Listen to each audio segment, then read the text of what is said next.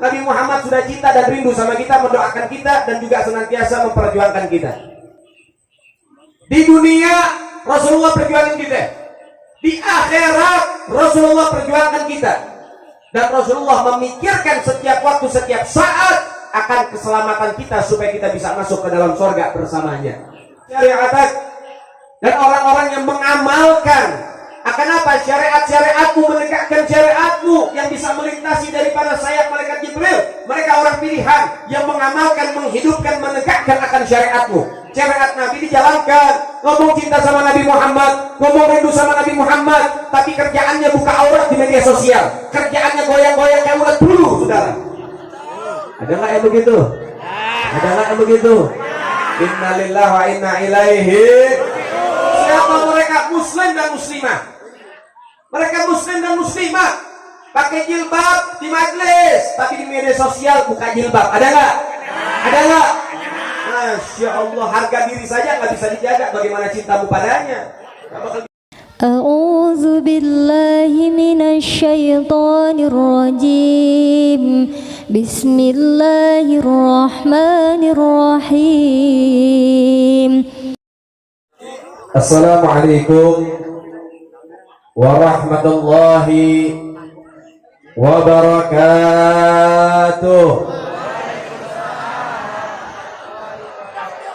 Bismillah walhamdulillah wassalatu wassalam ala rasulillah sayyiduna Muhammad ibni Abdillah wa ala alihi wa sahbihi wa man wala.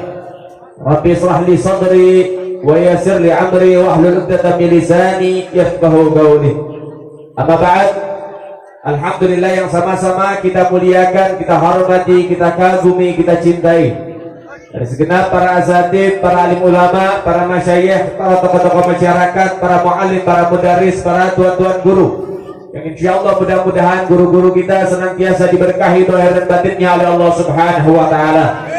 Wabil khusus Ki Haji Tatang, Ki Haji Humaydi, Ki Haji Abdullah, Ustaz Dede, Ustaz Nasruddin, Ustaz Aceh Fahmi, dan juga para asatidz yang lainnya, yang insyaallah mudah-mudahan guru-guru kita senantiasa diberikan ridha oleh Allah Subhanahu wa taala. Tidak lupa juga kepada segenap hadirin hadirat, muslimin muslimat, mukminin mukminat yang ada di tempat ini dan masyarakat ahli kampung yang ada di tempat ini, yang mana kita mohon kepada Allah, kita minta kepada Allah, mudah-mudahan yang punya hajat, hajatnya dikabulkan oleh Allah, yang punya kesalahan diampuni oleh Allah, yang punya usaha diberkahi oleh Allah, yang berumah tangga jadi sakinah, mawaddah, warahmah, anak-anak muda kita menjadi anak-anak yang soleh dan soleha, yang belum punya jodoh mendapat jodoh yang baik, yang belum punya keturunan mendapatkan keturunan yang baik. Amin ya rabbal alamin. Alhamdulillah. Dan juga apresiasi setinggi-tingginya saya berikan kepada setiap panitia yang bekerja keras sehingga atas kinerjanya tercipta perayaan Isra wal Mi'raj baginda Nabi Muhammad sallallahu alaihi wasallam dengan sukses ini. Begitu juga yang segenap membantu, baik dari laskar-laskarnya, berbagai macam elemen yang bisa membantu dan sudah membantu. Mudah-mudahan kita semua dipersatukan oleh Allah Subhanahu wa taala dan insyaallah dikumpulkan di dalam surga oleh Allah Subhanahu wa taala. Amin ya rabbal. Alhamdulillah, limpahan puja dan puji syukur kehadirat Allah Al-Malik Al-Ahad Al-Fardhu Samad alladzi lam yalid wa lam yulad. Segala puji bagi Allah, Tuhan yang Maha Esa, yang Maha Tunggal, yang Maha Kuasa. Dan Dialah Allah Subhanahu wa taala, Zat yang Maha Pengasih lagi Maha Berkasih Sayang, yang memberikan kasih sayangnya dan perhatiannya kepada setiap hamba-hambanya mereka yang dekat dengan Allah, yang mencintai Allah, yang mentaati Allah, yang senantiasa ingat kepada Allah dan juga mendekat kepada Allah Subhanahu wa taala setiap saatnya. Salawat teriring salam terus kita berikan dan curahkan kepada hadratir Rasul, imamuna wa qudwatuna wa sayyiduna Muhammad, Sayyiduna Muhammad, Sayyiduna Muhammad sallallahu alaihi wasallam bi afdhalus salawat wa ta'dhim, yang dengannya kita dibimbing untuk bisa menjadi hamba Allah yang baik, yang atas perjuangannya kita senantiasa dapat merasakan daripada rahmat Allah dan kebaikan-kebaikannya, yang atas jerih payahnya, yang atas kinerjanya, yang atas usahanya pintu surga terbuka untuk kita dengan mudahnya untuk masuk ke dalamnya. Alhamdulillah, saudara yang dimuliakan oleh Allah Subhanahu wa taala, malam ini sama-sama kita dipanggil oleh Allah berkumpul dengan undangan dari Allah untuk mengagungkan syiar agama Allah Subhanahu wa taala, untuk mengagungkan daripada bulan yang diagungkan oleh Allah Subhanahu wa taala, yang mana bulan ini terjadi peristiwa yang agung bagi umat manusia, yaitu atas diangkatnya baginda Nabi Muhammad sallallahu alaihi wasallam hingga berjumpa dengan Allah Subhanahu wa taala. Dan saudara yang dimuliakan oleh Allah, walaupun saat ini kita sudah ada di penghujung bulan Rajab, bulannya Allah Subhanahu wa taala, namun tidak ada salahnya kita mengagungkan apa yang diagungkan oleh Allah Subhanahu wa taala. Sehingga saudara yang dimuliakan oleh Allah, Nabi Muhammad sallallahu alaihi wasallam menyatakan di dalam hadisnya, Ar-Rajab syahrullah wa Sya'bana syahri wa Ramadan syahr ummati. Rajab adalah bulannya Allah, Sya'ban bulannya Rasulullah, dan Ramadan adalah bulan kebanggaan umat baginda Nabi Muhammad. Dari 12 bulan yang ada, Rajab yang dipilih oleh Allah menjadi bulannya, menjadi bulan kebanggaannya, menjadi bulan yang penuh dengan kasih sayangnya. Sehingga yang harus kita pahami, ada apa dengan bulan Rajab, sehingga Rajab diklaim dan dijadikan bulannya Allah Subhanahu wa taala atas hadis yang tadi sudah saya sampaikan. Nah ternyata saudara, bila mana jawabannya Rajab salah satu daripada bulan-bulan mulia atau yang kita kenal dengan Ashhurul Hurum, itu jawaban kurang tepat.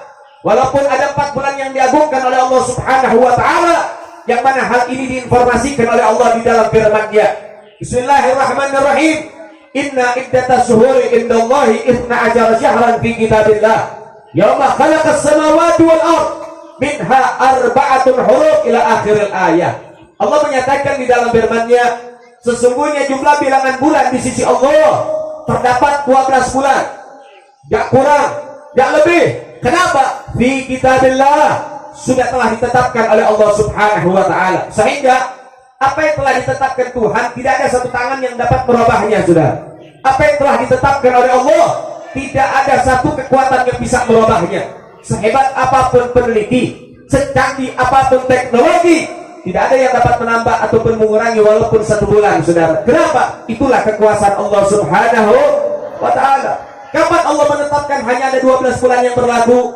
Yauma khalaqas samawati wal ard. Semenjak Allah ciptakan langit dan bumi, hanya ada 12 bulan yang berlaku. Mau Hijriyah, mau Masehi, mau Samsiah, mau Qamariyah, semua jumlahnya 12 bulan, enggak kurang tidak lebih, saudara. Dan ada informasi dari Allah, minha arba'atun hurum. Dari 12 bulan, ada 4 bulan agung, ada 4 bulan mulia yang kita kenal dengan Ashhurul Hurum. 4 bulan yang diagungkan oleh Allah Subhanahu wa taala. Apa saja? Maka Nabi menjelaskan dan memaparkan dalam hadisnya, 4 bulan agung, 3 bulan berurutan, 1 bulan sendirian. Apa saja? Dzulqa'dah, Dzulhijjah, Muharram, dan yang terakhir adalah bulan Rajab. Dan Rajab inilah yang dipilih oleh Allah. Nah, kalau ada 4 bulan yang dimuliakan, tapi Rajab yang dipilih oleh Allah, timbul pertanyaan, kenapa nggak bulan yang lain?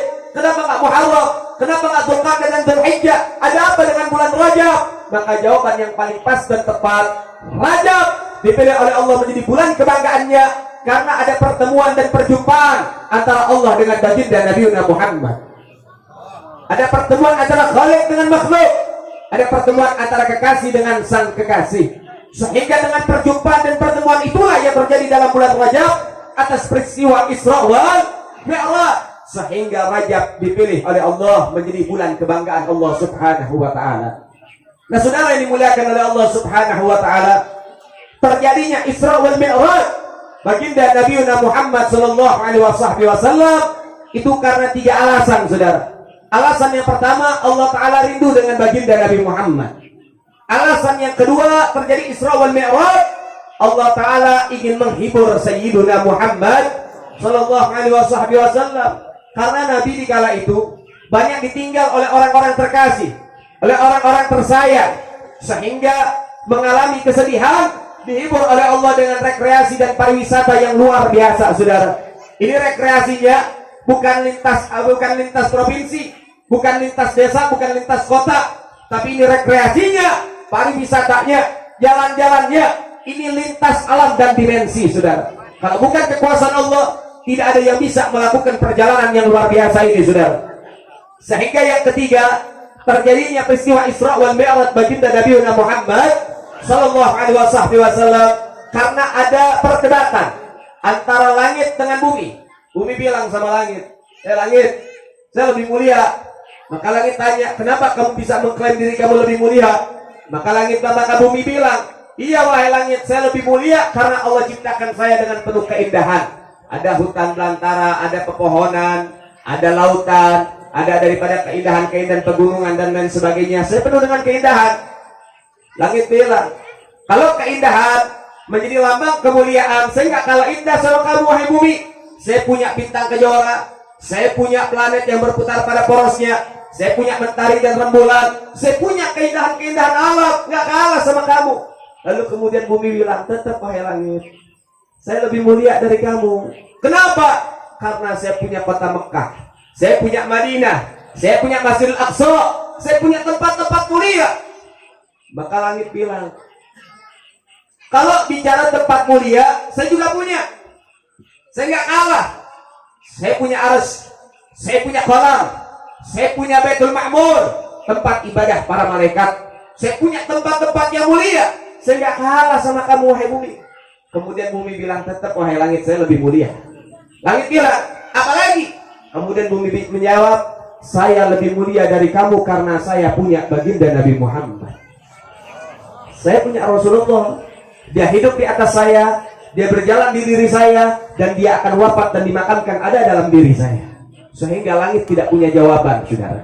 Langit gak punya jawaban. Langit gak punya lagi daripada pertimbangan. Langit gak punya perbandingan. Sehingga langit bersedih dan berdoa kepada Ilahi, ya Rabb, takdirkan Nabi Muhammad untuk menginjak diriku. Dan akhirnya ada Mi'raj baginda Nabi Muhammad sallallahu alaihi wasallam. Sehingga dengan hal ini kita dapat mengambil satu benang merah. Ternyata tanda kemuliaan, bentuk kemuliaan, atau ukuran kemuliaan itu bukan pangkat dan jabatan. Bentuk kemuliaan bukan paras yang rupawan. Bentuk kemuliaan bukan harta yang berlimpah yang kita punya, saudara. Tapi bentuk kemuliaan adanya baginda Nabi Muhammad dalam diri kita. Itulah daripada kemuliaan yang hakiki. Buat apa harta berlimpah tapi mereka menjadi orang yang jauh dengan Allah? Buat apa pangkat dan jabatan yang tinggi kalau mereka menjadi orang yang sombong ada di dalam daripada bumi Allah Subhanahu wa taala? Buat apa paras yang rupawan kalau itu menjadi fitnah dalam dirinya? Sehingga lambang kemuliaan yang hakiki hadirnya Nabi Muhammad dalam diri mereka, saudara. Sehingga saudara yang dimuliakan oleh Allah, kalau kita kepengen jadi umat Nabi, kalau kita pengen jadi hamba Allah yang mendapatkan kemuliaan, jawabannya dan caranya hadirkan Nabi Muhammad dalam diri kita, saudara. Hadirkan Rasulullah dalam pribadi kita. Anda semua pengen jadi pejabat, silahkan, tapi jadi pejabat yang meniru baginda Nabi Muhammad. Anda pengen jadi orang yang kaya raya, silahkan, tapi jangan jadikan hartamu untuk menjauhkan dirimu dari Allah dan Rasulnya. Jadikan hartamu menjadi kendaraan untuk berjuang di jalan Allah dan Rasulnya.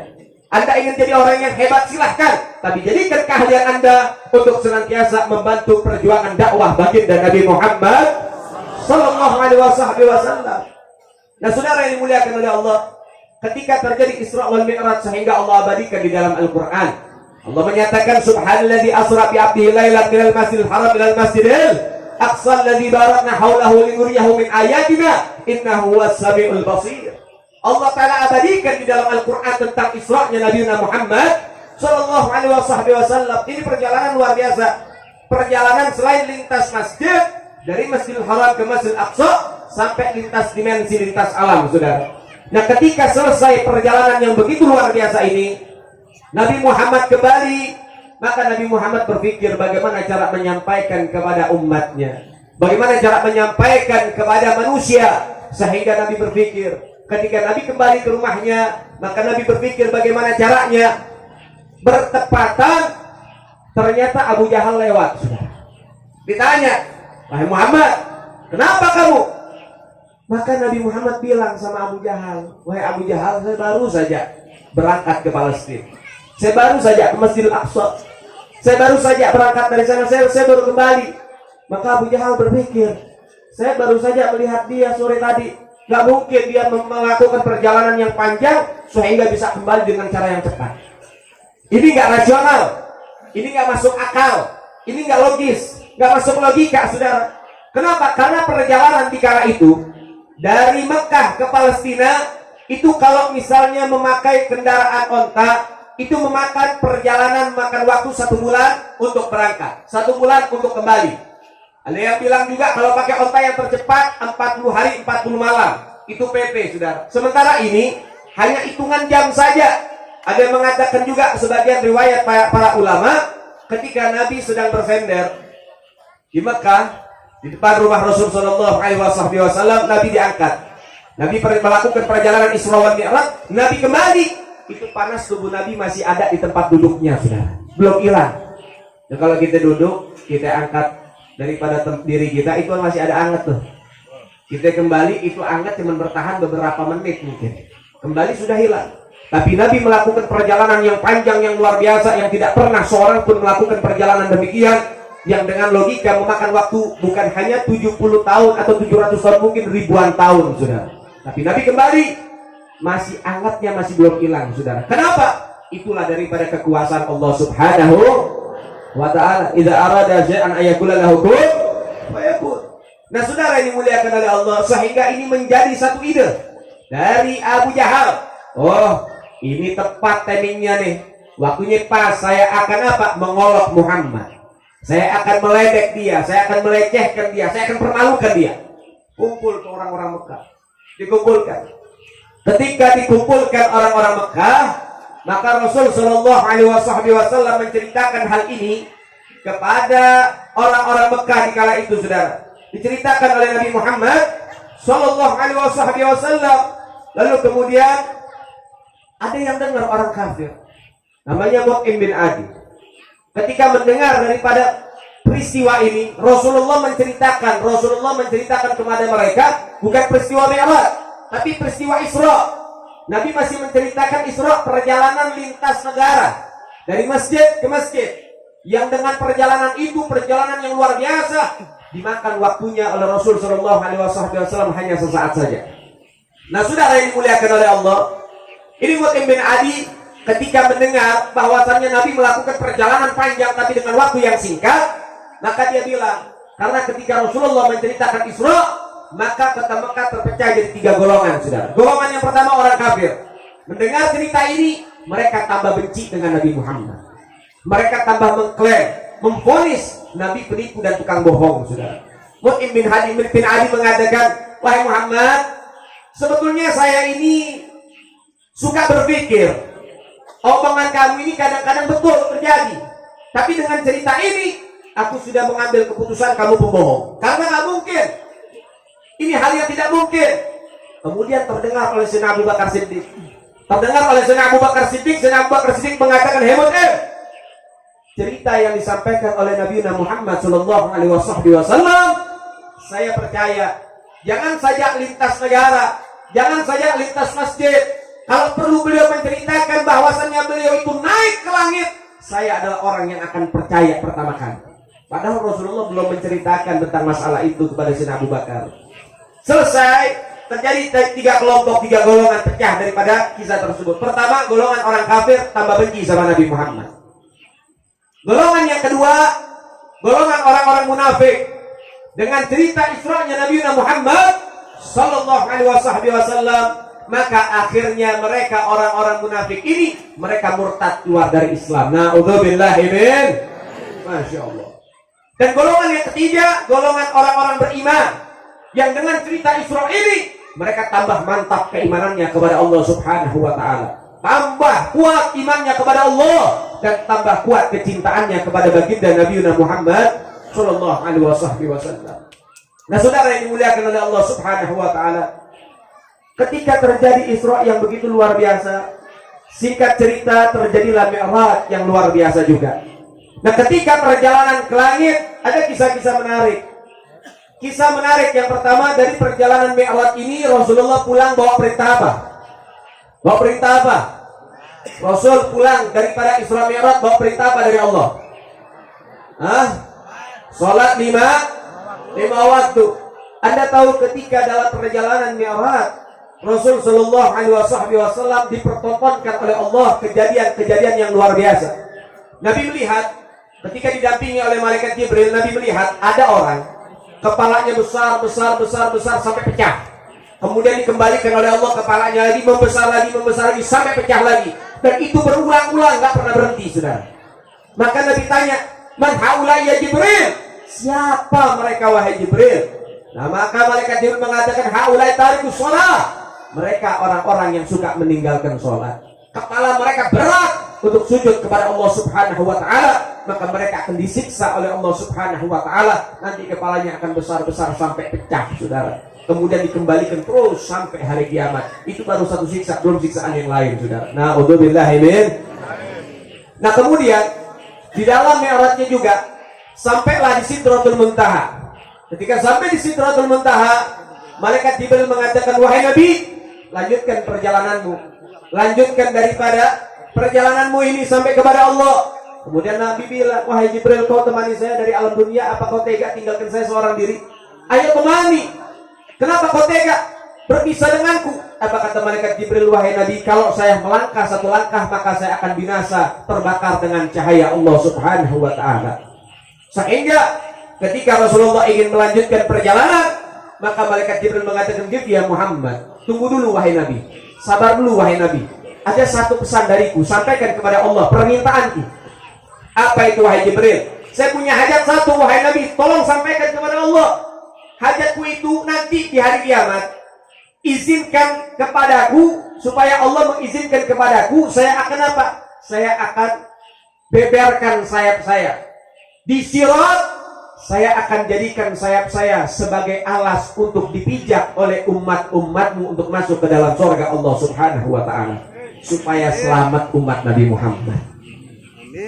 Selesai perjalanan, sampailah kepada Allah. Pesan sudah dibawa oleh Nabi. Sampai kepada Allah, Allah langsung mengatakan, ya Muhammad. Setelah diberikan pujian, at-tahiyatul mubarakatuh salawatut thayyibatu lillah, assalamu alayka ayyuhan nabi wa rahmatullah wa barakatuh, assalamu alayna wa ala ibadillahi sholihin. Hal itu diabadikan di dalam sholat kita. Itu adalah pujian antara Allah dengan baginda Nabi Muhammad. Sehingga berjumpa dengan Allah. Ketika Rasulullah berjumpa dengan Allah Subhanahu wa ta'ala, maka kemudian saudara yang dimuliakan oleh Allah Subhanahu wa ta'ala, Allah bilang kepada Rasulullah, Allah bilang, wahai Muhammad, ayo, apa pesan yang mau disampaikan? Ada pesan apa? Kemudian akhirnya Nabi bilang, bukan Allah nggak tahu, tapi Allah ingin mengajarkan kepada kita, saudara.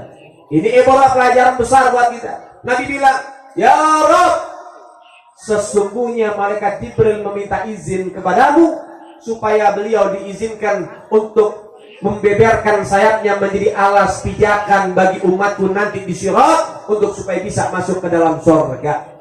Maka apa kata Allah? Ya Rasulullah, ya Muhammad, aku kabulkan, aku izinkan untuk sayapnya menjadi alas umatmu masuk ke dalam surga Allah Subhanahu wa ta'ala. Tapi ada syaratnya. Yang bisa mendapatkan kemuliaan ini, jalan di atas sayap malaikat Jibril. Ini malaikat Jibril Ruhul Amin ini Sayyidul Malaikah. Ini pimpinannya para malaikat. Sampai pimpinannya malaikat, ketuanya malaikat, presidennya malaikat, sampai rela dia punya sayapnya menjadi alas untuk umat Nabi Muhammad masuk ke dalam surga. Berarti luar biasa, saudara.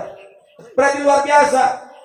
Sehingga Allah bilang, ada syaratnya wahai Rasul. Ada syaratnya. Apa syaratnya? Orang-orang yang mereka mendapatkan keistimewaan, bisa jalan di atas sayap malaikat Jibril, mereka adalah apa? Liman ahabbaka wa nasaraka.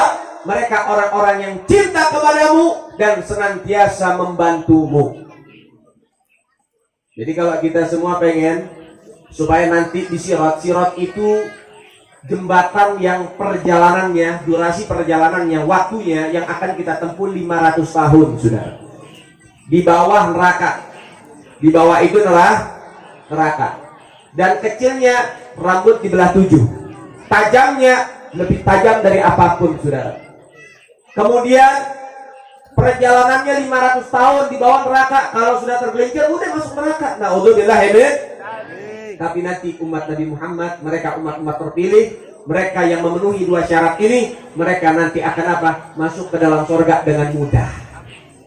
Dia pakai apa? Berjalan di atas sayap malaikat Jibril, nanti diselamatkan oleh Allah Subhanahu wa ta'ala. Siapa mereka? Syarat yang pertama, liman ahabbaka, orang-orang yang sungguh-sungguh cinta kepadamu ya Muhammad.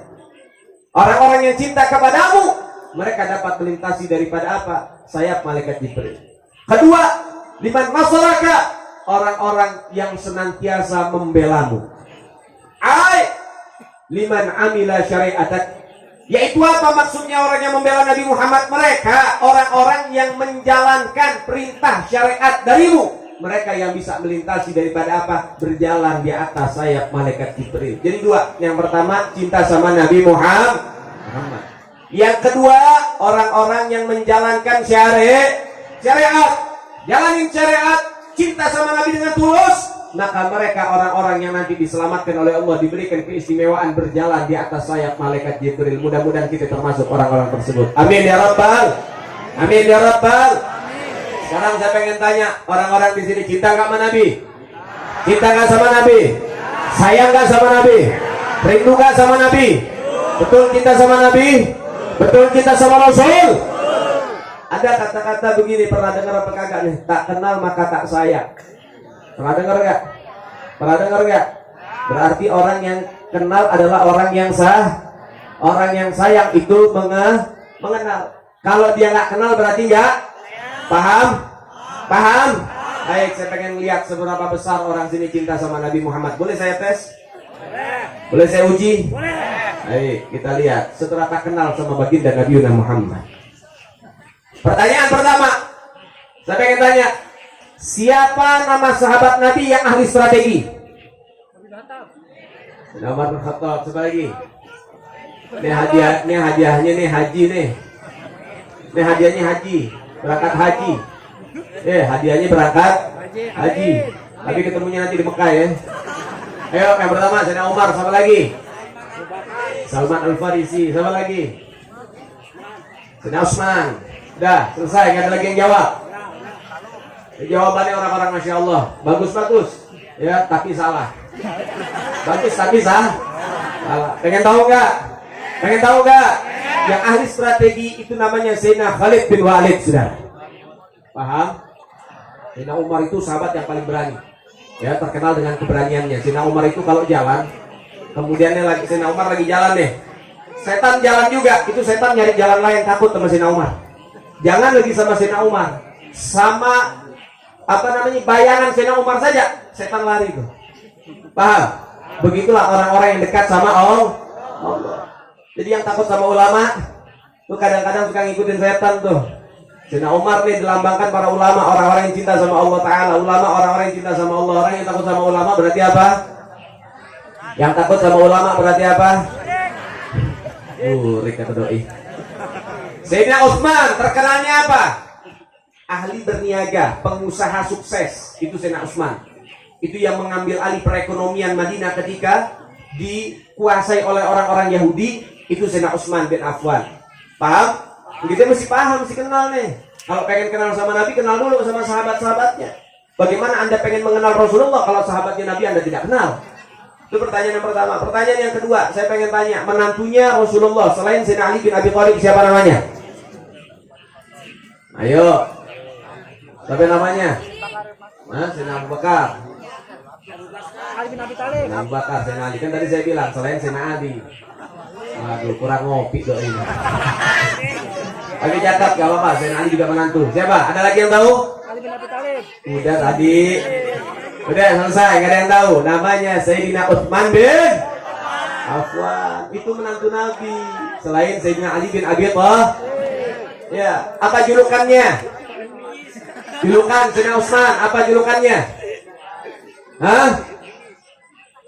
Dzunnurein, satu orang. Itu pun ragu jawabnya. Pertanyaan yang berikutnya, kenapa dijuluki Dzunnurein? Udah, nggak tahu. Dijuluki Dzunnurein karena menikahi dua putri Nabi Muhammad. Menikah yang pertama dengan putri Nabi, putri Rasulullah meninggal. Kemudian sama Nabi diambil mantu lagi, dinikahkan dengan putrinya yang lain. Saking sayangnya Nabi sama Sayyidina Utsman, saudara. Masya Allah. Itu daripada sahabat Rasulullah. Sekarang saya pengen tanya, anaknya Sayyidina Ali dengan Siti Fatimah ada berapa orang? 5. Sebutkan. Kalau 2, Sayyidina Hasan, Sayyidina Husain. Ente 5 sebutin. Waduh, banyak. Nah, nggak tahu. Baik, berapa anak Sayyidina Ali sama Siti Fatimah? 6. Anaknya ada 6, walaupun sebagian ada mengatakan 5. Ya, siapa saja namanya? Sayyidina Hasan, Sayyidina Husain, Sayyidina Muhsin. Sayyidina Muhsin ini meninggal waktu kecil. Kemudian siapa lagi? 3 perempuan, Ruqayyah, Ummu Kulthum, Zainab. Jadi jumlahnya ada 6. Cucu Nabi Muhammad ada 6. Paham? Baik, sekarang saya pengen tanya lagi. Siapa nama asli sahabat Sayyidina Abu Bakar? Nama aslinya siapa? Aslinya gitu julukannya. Nggak tahu. Baik, nama aslinya Abu Quhafa. Nama aslinya Abu Quhafa. Itu nama asli sahabat Sayyidina Abu Bakar. Lihat deh, yang jawab sedikit dan itu pun banyak yang salah. Baik, sekarang saya pengen tanya dengan pertanyaan yang lain. Jawabnya yang kompak, mesti semangat orang sini. Pertanyaan pertama, siapa nama bapaknya Ayu Ting Ting? Tuh lihat, yang jawab rame ya. Saya pengen nunjukin deh. Yang kedua, siapa nama anaknya almarhumah Vanessa Angel? Siapa namanya? Oh, banyak yang tahu. Baik, saya pengen tanya lagi. Ya, YouTubers yang terkenal tuh, yang suka ngomong Asia, siapa namanya? Luar biasa. Tahu semua orang sini ya. Giliran pertanyaan tentang Nabi nggak ada yang tahu. Tapi kalau tentang artis banyak yang tahu. Innalillahi wa inna ilaihi. Katanya cinta sama Nabi, tapi nggak kenal sama Nabi. Ayo, katanya cinta sama Rasul. Anda ketemu sama artis-artis yang Anda kenal, kemudian Anda panggil saja. Kira-kira dia mau berhenti apa enggak? Dia mau nyapa balik apa tidak? Dia mau nyempetin waktu buat kamu atau tidak? Dia mau bantuin kesusahan kamu apa tidak? Ngapain kamu kenal? Tapi Nabi Muhammad, sebelum kamu cinta, Nabi Muhammad sudah cinta sama kita. Sebelum kita rindu, Rasulullah sudah rindu kepada kita. Bahkan sebelum kita ciptakan sama Allah Ta'ala, wujud kita sebelum ada, Nabi Muhammad sudah cinta dan rindu sama kita, mendoakan kita, dan juga senantiasa memperjuangkan kita. Di dunia, Rasulullah perjuangkan kita. Di akhirat, Rasulullah perjuangkan kita. Dan Rasulullah memikirkan setiap waktu, setiap saat akan keselamatan kita supaya kita bisa masuk ke dalam surga bersamanya. Maka oleh sebab itu, saudara, jangan kasih tempat buat siapapun di hati kita. Kenapa? Penuhkan hati kita cinta kepada Sayyiduna Muhammad Sallallahu Alaihi Wasallam. Sama artis kita kenal, sama Nabi kagak kenal, gimana ini? Innalillahi wa inna ilaihi. Tadi Nabi bilang apa? Tadi dikatakan sama Allah Subhanahu wa taala, Pak, liman amila syari'atak. Dan orang-orang yang mengamalkan akan apa? Syariat-syariatmu, menegakkan syariatmu yang bisa melintasi daripada sayap malaikat Jibril. Mereka orang pilihan yang mengamalkan, menghidupkan, menegakkan akan syariatmu. Syariat Nabi dijalankan. Ngomong cinta sama Nabi Muhammad, ngomong rindu sama Nabi Muhammad, tapi kerjaannya buka aurat di media sosial. Kerjaannya goyang-goyang kayak ulat bulu, saudara. Ada nggak yang begitu? Ada nggak yang begitu? Innalillahi wa inna ilaihi. Siapa mereka? Muslim dan muslimah. Mereka muslim dan muslimah, pakai jilbab di majelis, tapi di media sosial buka jilbab. Ada nggak? Ada nggak? Masya Allah, harga diri saja nggak bisa dijaga. Bagaimana cintamu padanya? Nggak bakal bisa dijaga, dikhianatin nanti, saudara. Na'udzubillah min. Masya Allah, katanya cinta sama Nabi, katanya cinta sama Rasul, tapi Masya Allah, dia sombong dengan kemaksiatan yang dia lakukan. Dia bangga dengan kemaksiatan yang dia lakukan. Innalillahi wa inna ilaihi. Kamu cinta sama Nabi tapi bangga sama maksiat. Berapa banyak orang tua panik kalau anaknya ngejomblo. Waduh, anak saya nggak punya pacar, nggak laku anak saya nih. Bingung dia, panik dia. Masya Allah, innalillah wa inna ilaihi. Harusnya Anda itu bersyukur. Kalau anak Anda jomblo, nggak pacaran, bersyukur. Kenapa? Allah nyelamatin, Allah jagain. Tapi ada orang tua zaman sekarang, ini adanya di ibu kota, di sini orang baik semua nih. Di ibu kota, saudara, orang tua mereka bangga kalau anaknya gonta-ganti pacar, saudara. Dikit-dikit ketemu orang diceritain, ketemu RT diceritain, ketemu tetangga diceritain. Oh, teh, anak gue mah cakep. Dari Senin sampai Jumat, cowoknya ganti-ganti, pacarnya ganti-ganti. Nih kalau Senin nih, kalau malam Jumat yang jemput nih, atau malam Sabtu yang jemput anak aneh, itu Masya Allah Satria F. Satria F, knalpot bobokan lagi. Kalau jalan di kampung bawaannya pengen lempar batu, berisik kagak kenceng lagi. Malam Minggu yang jemput Ninja 2,5, cicilan masih panjang. Masya Allah. Kalau malam Senin yang jemput anak gue Mio Embrem, rokok Magnum, minum ale-ale lagi, miskin lagu lagi loh. Masya Allah. Innalillah wa inna ilaihi. Jadi jangan aneh-aneh, buang-buang dosa, buang-buang duit, akhirnya buat dosa, jatuhnya apa kita jadi orang yang banyak dosa. Udah deh, jangan aneh-aneh. Masya Allah, bangga anak ini, lihat nih, anak gue nih perempuan nih, botoh banget dah, cakep banget, cowoknya banyak. Masya Allah. Bapak, Ibu, jangan bangga kalau anak Anda pacaran. Jangan bangga, nggak ada sekarang sejarahnya pacaran sehat, bohong. Kagak ada. Kalau nggak percaya Bu, anak-anak yang suka pacaran, ya kalau punya duit, bawa ke lab forensik, lihat tuh badannya banyak sidik jari, saudara. Tahu bisa pegang sape. Innalillah wa inna ilaihi. Masya Allah, jangan bangga.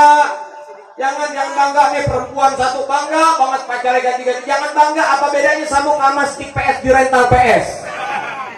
Jangan bangga. Kok bisa bet apa persamaannya stick PS sama orang yang banyak pacar? Orang yang banyak pacar itu kalau diajak ngomong kagak nyambung, otaknya error. Perhatiin aja. Orang yang pacaran, yang gonta-ganti pacar, error. Dikit-dikit ngamuk. Benar apa enggak? Dikit-dikit marah-marah, sensitif, baperan, sama orang tua suka ngelawan. Itu orang punya pacar tuh. Jadi kalau disuruh pacar, toat, disuruh ibu ngelawan, sudah. Benar apa enggak? Benar apa enggak? Error, otaknya udah gak sehat, sama kayak stick PS. Jadi tahu stick PS di rental PS? Tahu? Oh, pada doyan main PS nih. Tahu stick PS? Stick PS itu saudara banyak yang error. Kadang-kadang digulung dulu baru jalan tuh stick. Betul apa enggak? Karena dalamnya udah banyak yang putus kabel-kabelnya. Orang yang satu datang rental, mainnya beres baik, main anteng. Yang kedua barbar. Kalau waktunya belok, sticknya dibelokin. Benar apa enggak? Kalau udah mau ngerem, sticknya ditarik sudah. Gimana nggak putus? Betul? Betul? Jadi boleh main ke rental PS mana saja, pasti sticknya udah banyak yang diganti. Udah nggak ori, udah nggak bawaan. Kenapa? Kebanyakan tangan yang megang. Begitu juga perempuan, kalau udah kebanyakan laki-laki yang megang, error. Betul? Betul? Innalillah wa inna ilaihi. Pacaran 4 tahun kenapa? Wah enggak, saya mah pacaran udah lama deh, doain biar kawin. Kenapa? Udah berapa lama? 4 tahun lah. Pacaran apa cicilan motor? Saya pacaran 15 tahun deh, putus nyambung, kami jalani, kami sabar, kami saling mencintai, kami terus mempertahankan hubungan ini. Walaupun orang tua sedikit menghadap, tapi kami lalui dengan lapang dada. Waduh, 15 tahun. Itu kalau KPR rumah dapat 2 rumah loh. Innalillah wa inna ilaihi. Pacaran 4 tahun, pacaran 15 tahun, pas rumah tangga setahun cerai, saudara. Betul apa enggak? Betul apa enggak? Innalillah wa inna ilaihi. Apa itu yang dikatakan orang cinta sama Nabi, tapi kelakuannya tidak mencerminkan daripada syariat, gak menghidupkan syariat. Hati-hati orang tua, itu cek HP anak-anak kamu, cek HP-nya, itu banyak foto ulama apa foto Kim Jong Un? Artis Korea, Taehyung, teh celup, teh susu. tukang mie, tukang bihun. Masya Allah diidolain. Innalillahi wa inna ilaihi. Masya Allah. Itu kadang-kadang para pecinta K-pop itu barbar tuh. Cintanya udah buta, otaknya udah gila. Kok bisa? Iya, ketika idolanya dilecehkan, idolanya dijelek-jelekkan di medsos, mereka semua serempak nyerang, saudara. Diserang orang yang ngejelekin, kita nih ngejelekin orang-orang K-pop, habis diserang habis-habisan. Tapi saya pengen tanya, ketika Nabi dihina kamu kemana? Ketika Al-Quran dihina kamu kemana? Ketika azan dihina kamu kemana? Islam apa bukan ya orang? Innalillahi wa inna ilaihi. Masya Allah. Luar biasa, artis kafir diidolakan, artis kafir diperjuangkan, artis kafir dipuji-puji. Innalillahi wa inna ilaihi raji'un. Nabi puji, Rasulullah muliakan, Nabi Muhammad cintai, karena Nabi yang memberikan syafaat dan pertolongan kelak di hari kiamat. Betul? Bukan tukang mie. Lihat Bu, WA-nya chat sama siapa aja. Masya Allah, anak SD udah sayang-sayangan. Kadang-kadang apaan? Ayah bunda. Innalillahi wa inna ilaihi. Innalillahi. Ayah bunda masih kelas 6 SD. Masya Allah. Banyakan ngegaduin micin begini nih anaknya, otaknya gesrek. Masya Allah. Saudara yang dimuliakan oleh Allah Subhanahu wa ta'ala. Maka oleh sebab itu hati-hati. Ini pergaulan sekarang sudah mengkhawatirkan. Anak-anak zaman sekarang, Masya Allah, Masya Allah, kena penyakit. Apa penyakitnya? Penyakit patamon. Apa itu? Patah hati, gagal move on. Kenapa penyebabnya? Sebastian, sebatas teman tanpa kepastian. Itu dari SD. Modelnya kayak begitu. Innalillahi wa inna ilaihi. Penyakit orang zaman sekarang, hati-hati Bu. Perhatikan anak-anak Ibu. Anak-anak Anda tersesat, anak-anak Anda berbuat dosa dan maksiat, itu bukan sepenuhnya salah mereka, tapi salah orang tua karena nggak perhatian sama anaknya. Kalau ngaji, itu anak gak ada yang dibawa. Tapi kalau ke mall, 2 keluarga dibawa, sudah. Betul? Kalau pengajian, orang zaman sekarang gak betah. Duduk sejam, duduk 2 jam, udah nanya kapan selesainya ya? Naik kori, naik penceramah, udah gak kuat duduknya. Dari duduk bersilak gagah. Dapat 5 menit, mulai 1 kaki diangkat. Dapat setengah jam, mulai lonjor kaki 2. Dapat 1 jam, cari bantal mengasur. Masya Allah, kalau orang tua saya maklum, kadang-kadang yang kayak begitu anak muda. Ada orang duduk di kafe dari malam sampai subuh, betah. Tapi kenapa duduk di majelis taklim gak ada yang betah? Apa penyakit hati kita yang buat kita gak betah di majelis taklim? Apa dosa yang kita lakukan sampai kita nggak betah duduk ada di rumahnya Allah? Kalau ke masjid sholat tarawih, imam sudah baca surat yang agak pendek sedikit, yang agak panjang sedikit, Masya Allah, sekampung yang ngomongin. Jangan diundang lagi ke Ustaz, nggak tahu diri.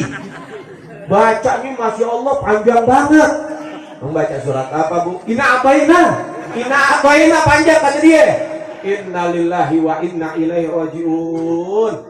Makhluk ini apa ini? Orang Masya Allah, bagaimana Anda sholat di belakang Nabi? Bagus kita ini hidup gak di zaman Nabi. Apa bagusnya? Kalau kita hidup di zaman Nabi, takutnya hati kita tambah jelek sama Nabi.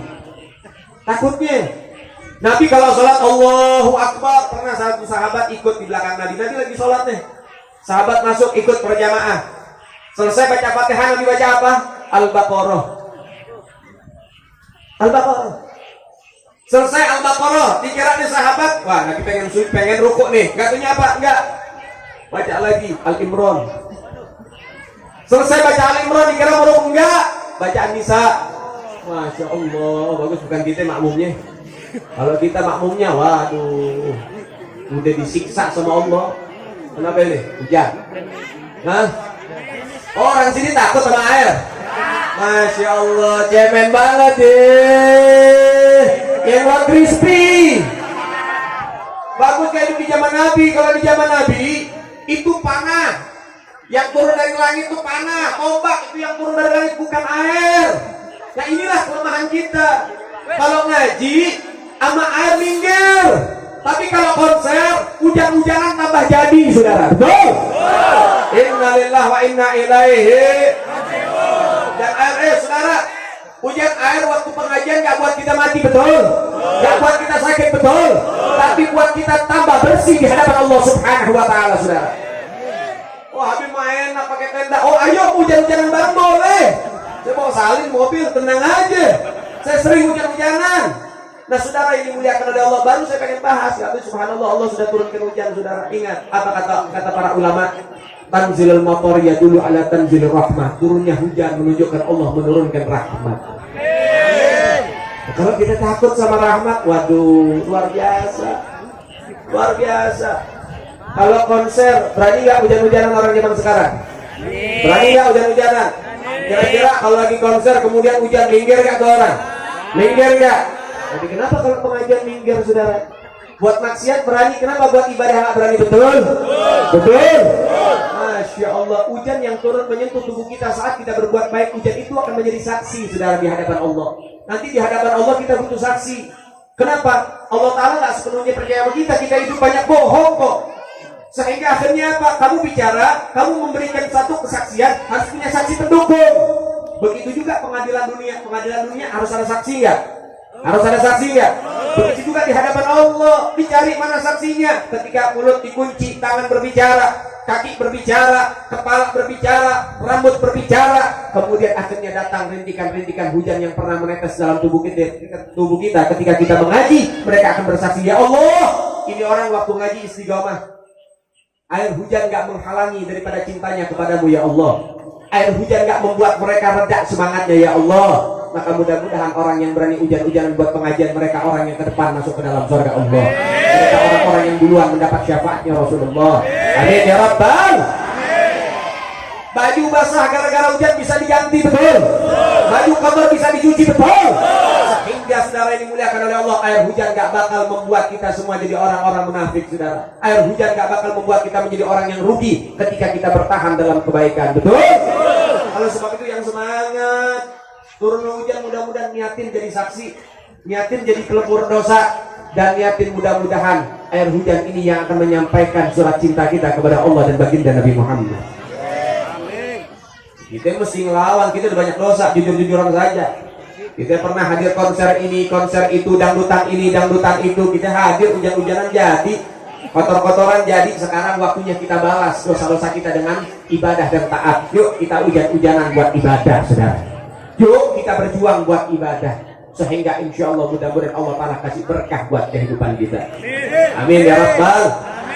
Masya Allah. Saya sering lihat anak-anak pitik-pitik, kecil-kecil, recehan-recehan. Masih SD kalau hadir pengajian hujan-hujanan dijalanin sama dia. Hujan-hujanan udah menggigil, masih dia tetap bertahan. Tuh lihat, itu anak-anak yang baik, anak-anak yang soleh dan soleha. Insya Allah mudah-mudahan jadi penolong kedua orang tuanya. Amin ya Rabbal. Amin ya Rabbal. Nah, saudara yang dimuliakan oleh Allah Subhanahu wa Ta'ala, begitulah saudara. Ya, kecintaan itu harus dibuktikan, jangan ngomong doang. Kalau ngomong doang semua bisa. Semua bisa kalau buat ngomong doang. Tapi yang butuh apa? Bukti. Kamu cinta apa buktinya? Kalau cuma sekedar ngebacot mah, orang Jakarta sekedar ngomong mah semua orang bisa. Orang gila juga bisa. Anak-anak muda, hati-hati, jaga iman, jaga takwanya. Jangan cuma gara-gara coklat Anda nurut. Jangan. Kasih coklat, Masya Allah, aku tambah sayang deh sama kamu. Yo gondrong. Masya Allah, gara-gara coklat. Tanda cinta bukan coklat tapi akad, saudara. Tanda cinta bukan I love you tapi gobilku. Itu baru tanda cinta. Perempuan-perempuan sekarang harus punya harga diri. Kalau datang laki-laki, saya suka sama kamu, kamu mau nggak jadi pacar saya? Kasih dia, suruh pilih dua pilihan. Pilih salah satunya. Apa? Halalkan atau tinggalkan. Kamu sayang sama saya? Ayo halalkan. Datang ke rumah orang tua saya. Datang ke rumah ayah saya. Minta saya, itu baru laki-laki sejati, betul nggak? Betul nggak? Ini laki-laki cuma kasih coklat, orang disuruh nurut. Masya Allah, diajak ke sana, diajak ke sini. Itu anak, ya Allah, itu anak manusia bukan anak kucing. Innalillahi wa inna ilaihi. Ayo orang tua jaga anak-anaknya, hati-hati. Ini zaman penuh fitnah. Ini zaman penuh sesuatu yang merusak. Jadi jaga anak-anaknya, dekatkan dengan ulama, dekatkan dengan majelis, dekatkan dengan pesantren, supaya si anak punya yang namanya harga diri, punya yang namanya akhlak yang tinggi, punya yang namanya semangat yang betul-betul hakiki dan cinta yang suci kepada Allah dan juga Nabi, saudara. Nah, saudara yang dimuliakan oleh Allah, kita harus perhatikan betul. Ini keadaan zaman sudah mulai acak-acakan, sudah mulai kacau, saudara. Jangan mimpi orang tua, jangan mimpi punya anak soleh dan soleha kalau orang tua nggak bisa memberikan contoh yang baik. Jangan mimpi. Kadang-kadang orang tua cuma bisa nyuruh gi ngaji, tapi orang tua maghrib berebut remote di rumah, saudara. Yang bapak pengen nonton Ikatan Cinta, yang ibu pengen nonton Boy Anak Jalanan. Ya iya, anaknya jadi cabe-cabean, saudara. Yang ditonton gak bermutu, betul? Betul? Orang zaman sekarang harus bisa bedain mana tuntunan, mana tontonan. Televisi itu tontonan, paham? Dan tablik akbar, masjid-masjid, pesantren itu tuntunan. Kadang-kadang dibalik kok, tontonan jadi tuntunan, tuntunan jadi tontonan, saudara. Na'udzubillah ini. Duduk majelis taklim, hadir pengajian, udah nonton doang. Selesai pengajian ditanya tadi Habib ngomong apa, tadi Kiai ngomong apa, setengah jam gue ngomong lu cuma bilang au doang, gampang banget. Masya Allah, innalillahi wa inna ilaihi. Itulah bukti bahwasannya kadang-kadang kita ngaji nggak benar-benar ngaji, cuma nonton doang, saudara. Kesian para guru-guru kita, mereka pelan-pelan ngajarin kita akhlak, ngajarin kita ilmu sifat 20, ngajarin kita tauhid, ngajarin kita tafsir, ngajarin kita tasawuf, tapi nggak ada yang kita ambil bawa pulang dan kita amalkan dalam kehidupan, saudara. Tapi kalau misalnya televisi, luar biasa, dijadiin tuntunan, diingat-ingat, dilihat, diaplikasikan dalam hidupnya, diamalkan dalam hidupnya. Berapa banyak istri-istri durhaka gara-gara layangan putus, berapa banyak sudah? Betul apa enggak? Gara-gara layangan putus, istri pada durhaka, suami dituduh selingkuh mulu. Masya Allah. Kadang-kadang banyak ustadz yang ngaji ke pondok saya itu suka bilang, Beb, curhat sama saya sekarang, Beb, Masya Allah, Beb, istri saya kenapa ya, Beb? Kenapa emang istri ente? Sekarang Masya Allah posesif, Beb. Saya diganggu mulu kalau misalnya pengen pergi ngajar, dakwah, kelilingan. Istri saya curiga mulu, dibilang saya pengen selingkuh. Innalillahi wa inna ilaihi. Loh, kenapa emang saat penyebabnya? Itu gara-gara layangan putus, Beb. Saya dituduh sama istri saya selingkuh mulu. Masya Allah, tuh gara-gara tontonan. Na'udzubillahi min. Laki-laki kalau dituduh tambah jadi, Bu. Jadi nggak begitu caranya. Kalau ngadepin suami, sayangin aja, insya Allah setia nanti sama ibu. Betul? Betul? Surga itu paling mudah untuk dimasuki sama perempuan. Cukup apa? Pertama, jaga sholat 5 waktu. Kata Nabi nih, hadis nih, pintu surga akan terbuka bagi seorang wanita dan dia dipersilahkan oleh Allah Ta'ala masuk lewat pintu surga mana saja yang dia suka, asal ada beberapa syarat. Pertama, jaga sholat. Yang kedua, jaga puasa. Yang ketiga, tutup aurat. Yang keempat, bakti sama suami. 4 ini sudah dijalankan, pintu surga dibuka sama Allah. Silahkan mau masuk pintu lewat mana saja, dipersilahkan. Sehingga Islam memberikan kemudahan bagi seorang wanita masuk ke dalam surga. Dan insya Allah mudah-mudahan di sini wanita soleha semua. Amin ya Rabbal. Amin ya Rabbal. Saudara yang dimuliakan oleh Allah Subhanahu wa Ta'ala, maka oleh sebab itu ayo yang cinta sama Rasulullah. Kalau kita cinta sama Nabi, cintain syariat Nabi Muhammad. Bagaimana kita bisa mengerti syariat Nabi? Bagaimana kita bisa mengerjakan sholat? Bagaimana kita bisa untuk berwudu dengan baik kalau kita nggak tahu ilmunya? Ajak nih anak-anak muda buat ngaji. Suruh mereka, paksa mereka untuk mengaji supaya mengenal arti akhlak, supaya takut kepada Allah, supaya mereka punya rem dalam hidup mereka. Karena agama dan syariat itu adalah rem pakem buat kehidupan umat manusia zaman sekarang. Semakin Anda semua tidak perhatian dengan ilmu, tidak perhatian dengan ulama, tidak perhatian dengan majelis dan pesantren, siap-siap anak Anda akan menjadi anak yang paling durhaka. Na'udzubillahi min. Gak percaya? Baik. Para ulama bilang, laulal ilma wal ulama fannas kal bahaim. Kalau enggak karena ilmu dan para ulama, maka manusia sudah kayak binatang. balhum adall, bahkan lebih bejat, lebih parah dari binatang, saudara. Banyak manusia sekarang kayak binatang. Wah, saya nggak terima, Beb. Kok bisa mengatakan manusia kayak binatang? Mana datanya, mana faktanya, mana buktinya? Baik, saya kasih bukti. Dengerin baik-baik.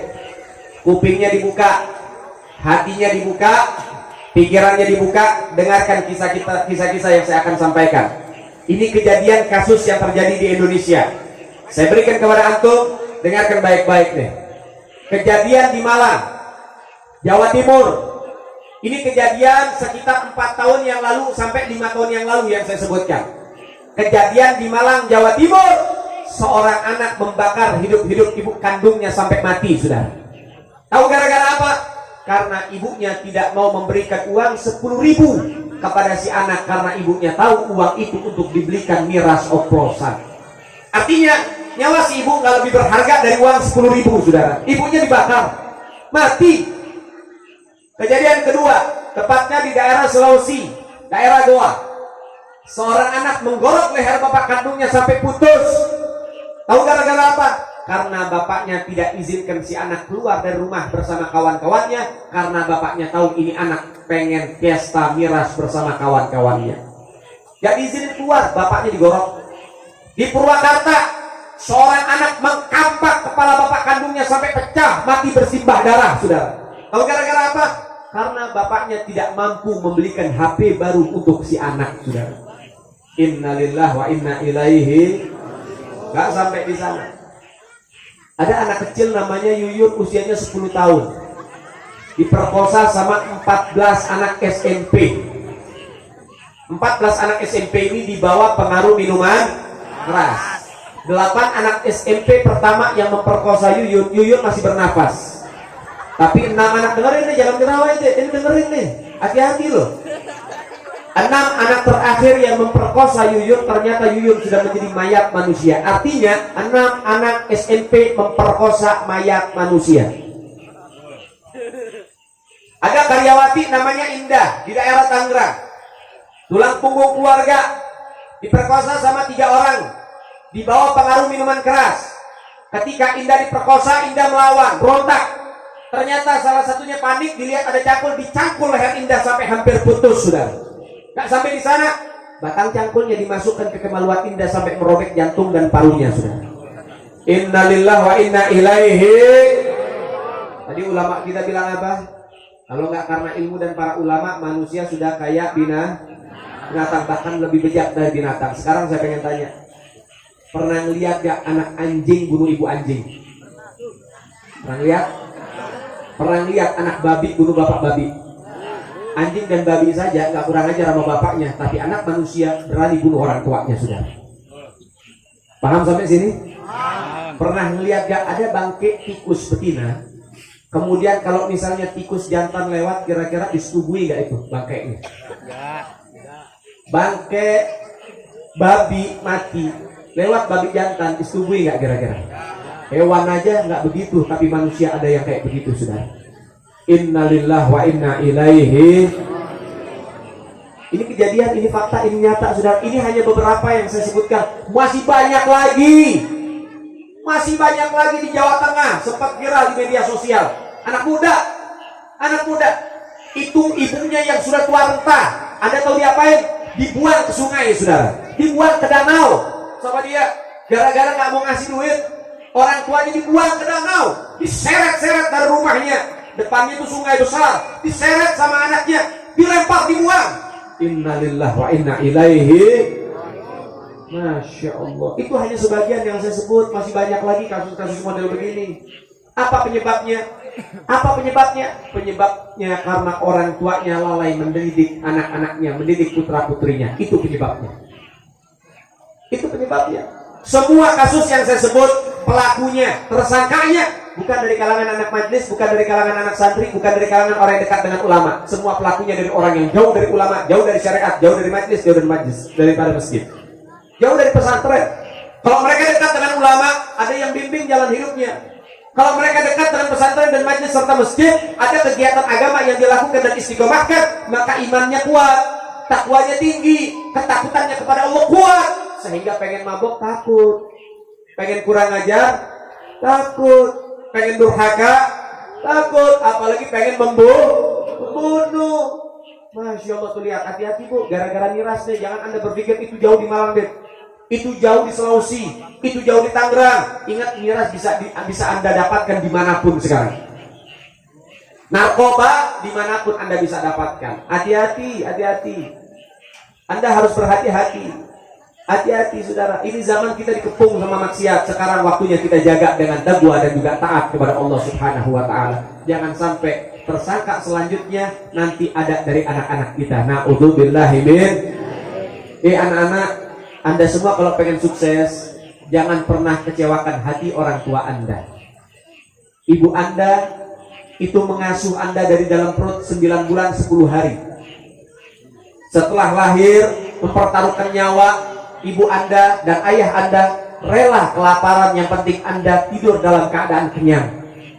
Ayah Anda mencari nafkah di luar, mereka mendapatkan ujian dan cobaan. Terkadang hujan-hujanan, panas-panasan, bahkan mereka ikat perut-perut mereka karena kelaparan hanya untuk mencari nafkah dan membawa uang ke rumah untuk kalian, saudara.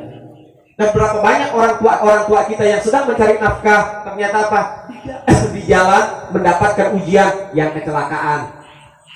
Kemudian yang diludahin orang, yang diteriakin orang, yang dibegal orang. Berapa banyak orang tua kita yang merasakan demikian. Tapi mereka nggak pernah bawa cerita itu ke rumah. Mereka pulang ke rumah dengan wajah yang berseri-seri. Kenapa? Karena ingin memberikan yang terbaik buat anak-anak dan istrinya. Jadi Anda jangan berpikir seenak jidat Anda. Sebagai anak, apa yang Anda mau, apa yang Anda minta harus dikasih sama orang tua. Hati-hati Anda, kurang ajar orang tua. Dengarkan baik-baik. Ada satu ulama namanya Syekh Abdul Aziz Ad-Dabbah Al-Baghdadi. Beliau itu wali min awliyaillah, orang soleh. Muridnya 1000 bisa terbang semua. Ini muridnya bisa terbang, gimana gurunya? Gurunya saking hebatnya, saking solehnya, saking alimnya, saking walinya, temannya bukan hanya manusia, sampai malaikat temannya dia. Bahkan bisa berdialog dengan malaikat, saking mulianya itu orang, saking hebatnya itu orang, saking solehnya itu orang. Datang satu malaikat ke tempatnya. Dia bilang, wahai Syekh Abdul Aziz, saya mendapat informasi dari Allah, pengen ngasih kabar. Kabar apa itu malaikat? Malaikat bilang apa? Saya melihat namamu terukir di Allah Ta'ala, ditulis menjadi ahli nar, penghuni neraka.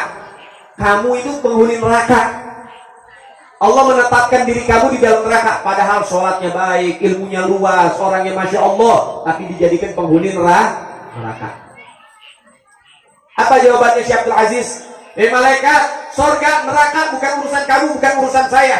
Allah mau menempatkan saya dimanapun gak apa-apa, yang penting Allah ridho. Saya ibadah semaksimal mungkin, saya hanya ingin mengejar keridhaan Allah. Kalau Allah ridho menempatkan saya di dalam neraka, gak jadi masalah, saya terima. Yang penting hidup saya, yang penting saya sudah menjadi orang yang taat di alam dunia. Yang penting hidupnya taat. Bukan terus Allah mah kalau nempatin orang di mana aja, yang penting Allah itu ya udah sekalian aja maksiat di neraka, yang penting Allah itu. Ya salah, ini orang berbuat taat tapi masih pengen dimasukin ke dalam neraka. Tapi kelapangan jiwanya, kelapangan hatinya, kebijaksanaannya, beliau mengatakan Allah mau menempatkan saya dimanapun gak apa-apa, yang penting Allah ridho sama saya. Yang penting juga saya di masa hidup ini saya ibadah dan taat kepada Allah. Balik malaikat, gak lama balik lagi.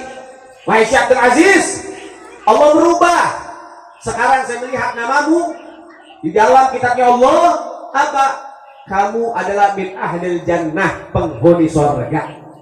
Apa jawaban beliau? Wahai malaikat, sudah kukatakan, surga neraka bukan urusanmu dan bukan urusan saya. Allah mau menempatkan saya dimanapun, gak jadi masalah. Yang penting Allah ridho sama saya. Lapang hatinya, saudara. Hatinya lah. Tapi kemudian beliau tanya, tapi ngomong-ngomong wahai malaikat, kalau boleh tahu, kenapa saya menjadi ahli nar dan kenapa Allah rubah saya menjadi ahli jannah? Maka malaikat menceritakan, namamu pertama ahli nar, penghuni neraka. Allah rubah menjadi penghuni surga karena Allah melihat kelapangan dirimu hanya mencari keridhaan Allah. Walaupun kamu dicap menjadi ahli nar, kau tidak mengurangi ketaatanmu kepada Allah, bahkan kau lebih semangat lagi. Sehingga Allah rubah namamu menjadi ahli jannah.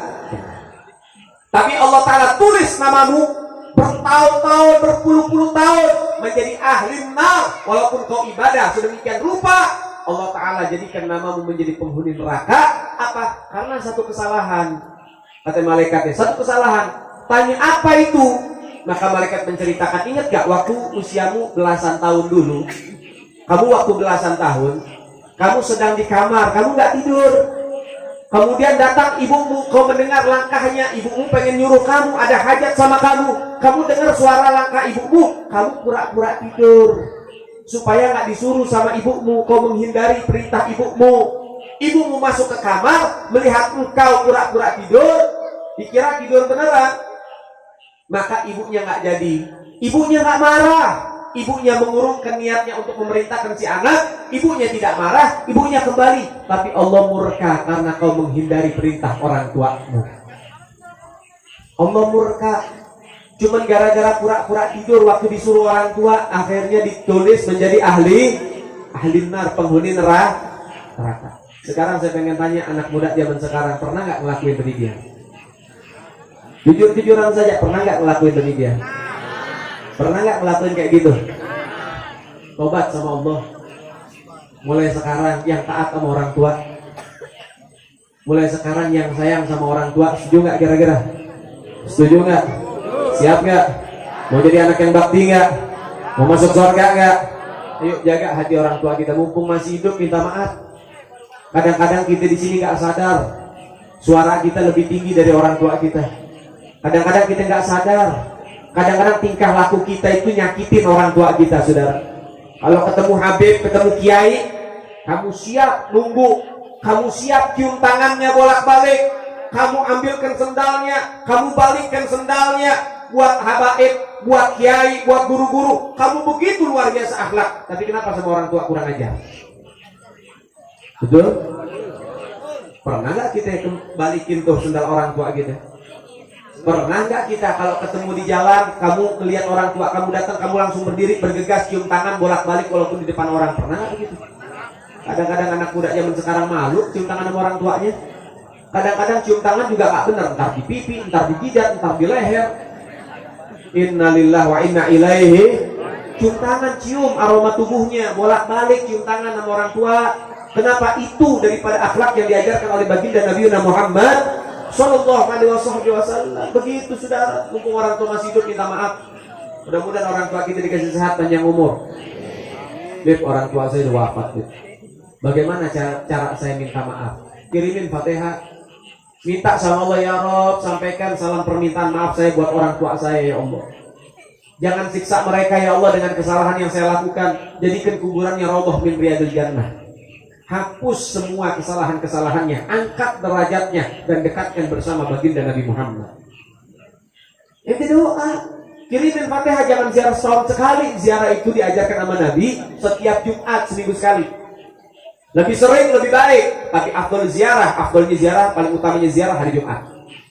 Selain itu apa? Habis sholat doain, kirimin Fatihah buat orang tua yang udah wafat. Orang tua kita sudah berjuang mati-matian, karena itu termasuk syariat dari baginda Nabi Muhammad. Wa'budullaha wa la tusyriku bihi syai'an wa bil walidaini ihsana. Allah bilang dalam Al-Qur'an, sembahlah Allah, jangan menyekutukan Allah dengan segala sesuatu, dan juga berbuat baiklah kepada orang tua.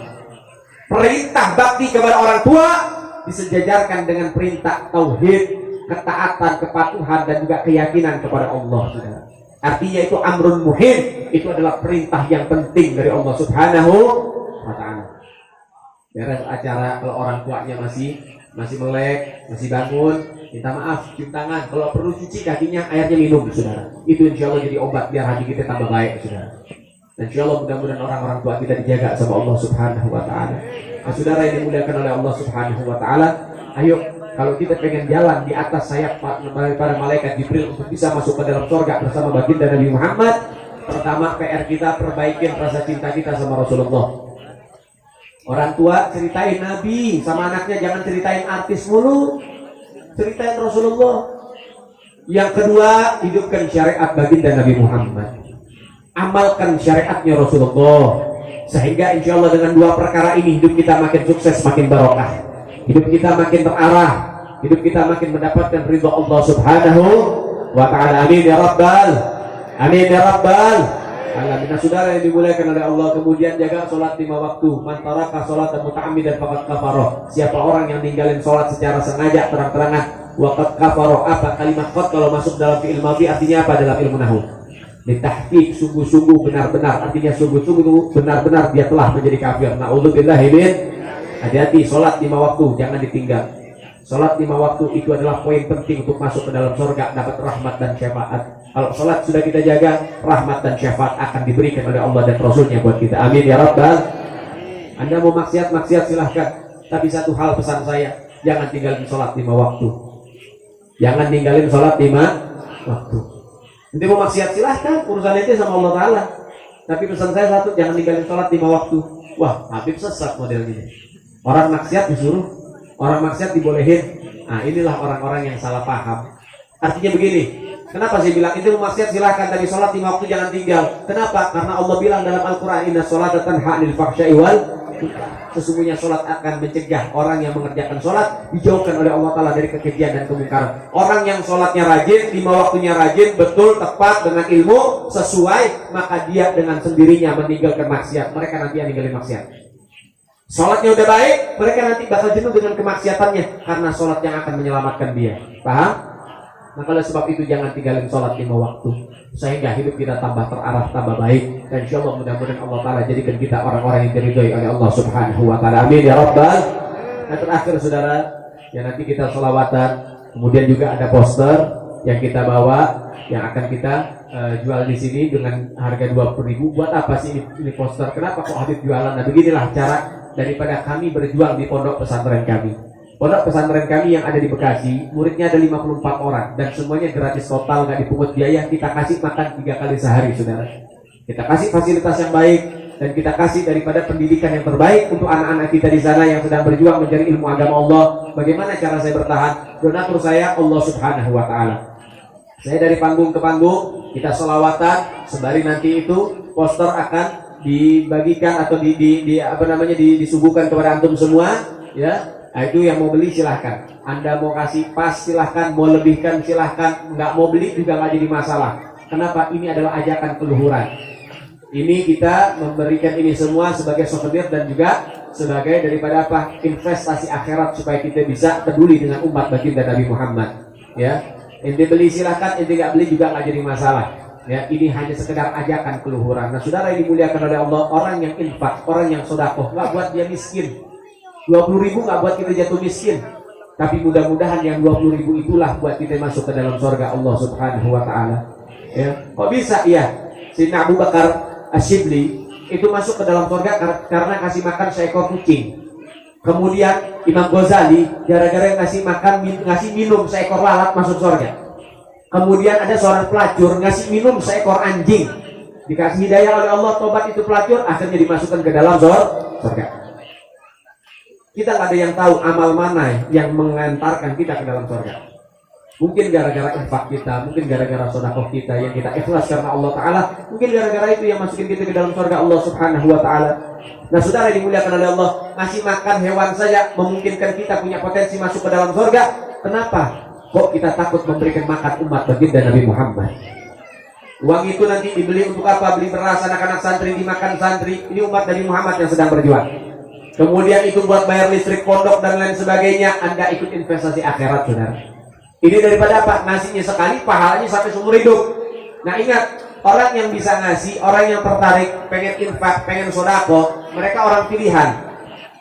Mereka orang pilihan. Yang bisa nyumbang bukan orang yang punya uang, yang bisa nyumbang orang yang dipilih sama Allah. Banyak kok orang yang punya uang, tapi kalau melihat anak muda bawa sumbangan buat masjid dan musola, mereka pura-pura meriang, saudara. Salon pas ditaruh di kepala, kasih punya kayu putih, datang anak-anak muda, Pak mau ada Isra Mi'raj nih, kali Bapak mau nyumbang, apa jawabnya dia? Waduh maaf dulu ya, lagi susah usaha saya. Padahal enggak, kalau dangdutan via Valen yang diundang 50 juta keluar, betul? 10 juta keluar, 1 juta keluar, yang nyumbang siapa? Haji, udah Pak Haji, tapi buat maksiat Masya Allah unjuk gigi dia. Pengen punya nama di kampung, pertama, yang kedua apa? Pengen nunjukin nih, gue bisa undang artis, undang maksiat, bangga, na'udzubillah min.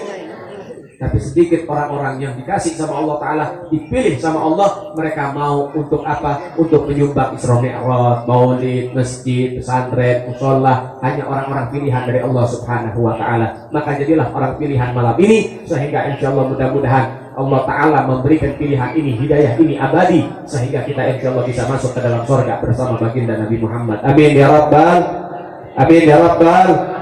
Salatullah, salamullah ala taha rasulillah. Salatullah, Allah Allah ala yasin. Warim suaranya semuanya. Salatullah, salamullah Rasulillah.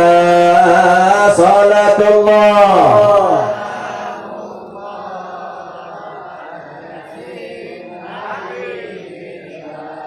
tawassalna bi bismillah wa bil hadi. Allah Allah tawassalna wa bil hadi rasulillah wa kulli mujahidin lillah bi ahlil. Ya Allah Allah Allah salatullah salamullah. Itu yang gerak dipercepat gerakannya ya. Ayo jalan jalan jalan. Allah Allah ala yasin. Ilahi salimil ummah minal afati wal. Allah Allah ilahi salimil ummah minal afati wal. Wa min hammi wa min ghumma bi ahlil. Ya Allah Allah Allah salatullah salamullah Rasulillah. Salatullah salamullah ala yasin habibillah. Allah Allah salatullah salamullah. Tolong masker dibantu lagi kurang orang kayaknya itu. Salamullah ala yasin habibillah. La ilaha illallah, la ilaha illallah, la ilaha illallah Muhammadur Rasulullah.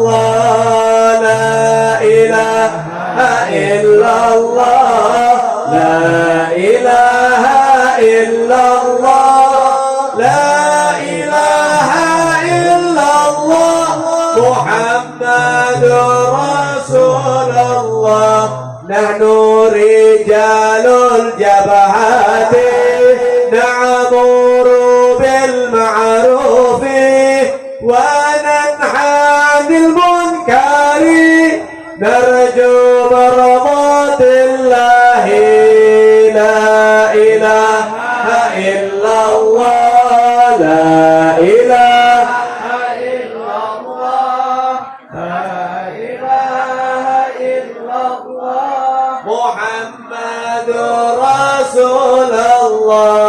Radina billahi rabban wa bil islami dinan bi Ahmad Rasulullah wal muslimin ikhwana. La ilaha illallah, la ilaha illallah, la ilaha illallah Muhammadur Rasulullah. Kami pejuang Islami yang ma'ruf kami jalani, yang mungkar kami perangi, mencari ridha ilahi. La ilaha illallah, kumpulkan kami dengan la ilaha illallah. Wafatkan kami mengucapkan la ilaha illallah dan kumpulkan kami bersama Nabi Muhammad yang membawa la ilaha illallah. Allah dia Tuhan kami dan Islam agama, Muhammad Nabi kami, Muslimin saudara kami. La ilaha illallah, la ilaha illallah, la ilaha illallah, Muhammadur Rasulullah.